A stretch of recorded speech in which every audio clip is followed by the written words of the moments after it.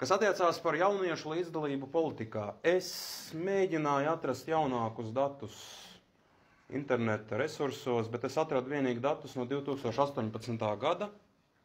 Tie ir Izglītības un zinātnes ministrijas veiktie datu apkopojumi par to, cik procentuāli jaunieši ir gatavi iesaistīties politiskajos procesos. Un man, godīgi sakot, tas bija pārsteigums. Es gaidīju to ciparu diezgan nedaudz lielāku, bet tas ir 2018. gads, es vēlreiz atgādināšu. Varbūt šobrīd tas procents ir krietni lielāks.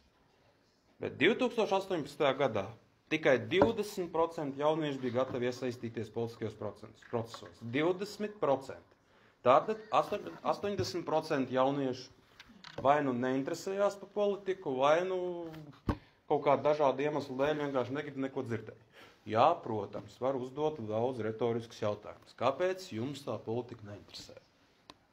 Jā, varbūt var izskanēt pretīm atbildes, tāpēc, ka politiķi ir blēži, tāpēc, ka politiķi melo. Un galu galā nav tā politiskā dialoga no politiķu puses ar jauniešiem. Nav šī ieklausīšanās. Nav šo vēlmi uzklausīšana.